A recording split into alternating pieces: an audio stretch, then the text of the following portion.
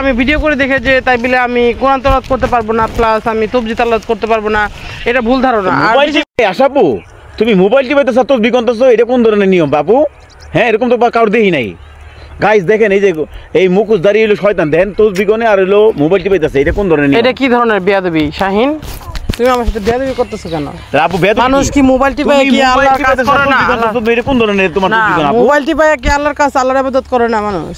করে, ঠিক আছে। তুমি তো এই যে মোবাইল টিপাইতেছো তসবিহ করতেছো, তুমি কি কইতেছো? মানুষ তো মার্ডার করে আইসো তো নামাজ কালাম পড়ে, তাই কি মানুষ পড়া যায় না? ঠিক আছে আপু, নামাজ কালাম সব মানুষই পড়ে, তাই তুমি এই যে মোবাইল টিপা আবার তসবিহ করতেছো, মানে এই নিয়মটা মানে বুঝলাম না। নিয়মটা কি? আমি আল্লাহর ইবাদত করতে গেলে কি আমার ইয়া লাগে, মানে কোনো ইয়া লাগবো, সার্টিফিকেট লাগবো যে আমার কখন করব কখন করব না? না, এই যে তুমি মোবাইল টিপাইতেছো দেখে আপু তোমার এই ভিডিওটা নিলাম। তুমি বেয়াদবের মতন কোনো কথা বলবো না, ঠিক আছে শাহিন? তুমি আমাকে এই ধরনের কেন কথা বললা বলো তো? আমি এমন কি ভিডিও করি যে আমি আল্লাহর কিতাব পড়তে পারবো না, তারপরে তসবিহ পড়তে? ইসলামে তো লেখা আছে মেয়েরা পর্দা করা হালাল, তুমি তো পর্দাও করো না, পর্দাও ছেড়ে দিছো, আবার ভিডিও করো, তাই কি তোমার নামাজ কালাম হয় আপু? আমি কি জানি কয় মানুষ কি তাহলে এত এত মানুষ যে পর্দা ছাড়া থাকে, তাহলে তাদের কি নামাজ হয় না? তাহলে তুমি এই যে মোবাইল, আমি তো ট্রেডিশিয়ান কোনো ইয়া না, যেরকম আলেম না, কোরআনে কারিমের আমি কোনো আলেম না বা মাওলানা না, তাহলে কেন আমার এই প্রশ্ন তুমি বললা? না, আমি তো ওভাবে দেখলাম দেখি কারণটা আমি এটাই না, তুমি এই প্রশ্নটা আমার করতে পারো না, এই প্রশ্নটা করলে তোমার এটা ভুল, বুঝছো? আর তুমি আসলে দিন দিন অনেক ধরনের বাজে মন্তব্য করতেছো আমাকে, মানে বড় বড় কথা বললো, যেটা আসলে আমার খুব কষ্ট দেয়। আর বিশেষ করে কি জানি কয়, আমি ভিডিও করে দেখে যে তাই বলে আমি কোরআন তেলাওয়াত করতে পারবো না, প্লাস আমি তসবিহ তেলাওয়াত করতে পারবো না, এটা ভুল ধারণা।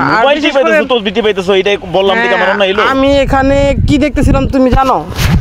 আমি যে মোবাইলে টিপাইতেছিলাম, কি দেখতেছিলাম তুমি জানো? ভিডিও দেখে আর টিকটক করে, তুমি তাই তো করো আপু। আমি কি দেখতেছিলাম আমি তোমাকে জানাতে চাই না, আর আমি জানাই এরা মানুষের জানায় অনেকেই দেখায় অনেক কিছু করে, নামাজ পড়ে, তারপরে ইবাদত করে। আমাকে দেখায় কারো ইবাদত করতে হবে না, আমি কি ইবাদত করবো এটা শুধু আমি নিজেই জানি।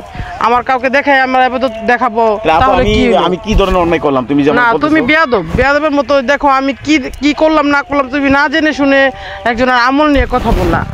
আদৌ কি তুমি জানো যে একজনকে ছোট করা যায় না? কোনোদিন দেখিনি কোন মহিলা মোবাইল টিপায় আবার তসবিহ করে, এরকম দেখিনি। এখন মানুষ কোরআন নিয়ে বসে থাকে না, এখন মোবাইলের ভিতরে কোরআন থাকে, এখন কোরআন পড়া যায়, দেখা যায়, এখানে সব আছে। আর বসে থাকে এখন মানুষের সাথে হয়তো এই ফালতু সময় দেওয়ার থেকে মোবাইলে বসে বসে কোরআন তেলাওয়াত করাটা আল্লাহর কাছে ইবাদত। তারপর আমার কি এটা ভিডিওটা করে কি অন্যায় হলো? হ্যাঁ, তুমি কেন আমাকে উল্টাপাল্টা কথা বললা? তারপর তুমি আবার ভিডিও করো, আবার তসবিহ করতেছো, আমি মাথায় আমার ধরে না গেছে। না, অবশ্যই তোমার মাথায় ধরলো বা গাইস দেখেন, আমি কি আপুর এইটা কোনো অন্যায় কোনো ধরনের কথা? আর বিশেষ করে আমি ভিডিও করে দেখে তাই বলে যে আমি কোরআন পড়তে পারবো না, এটা হলো ভুল ধারণা তোমার, ঠিক আছে? না জেনে মন্তব্য করবা না।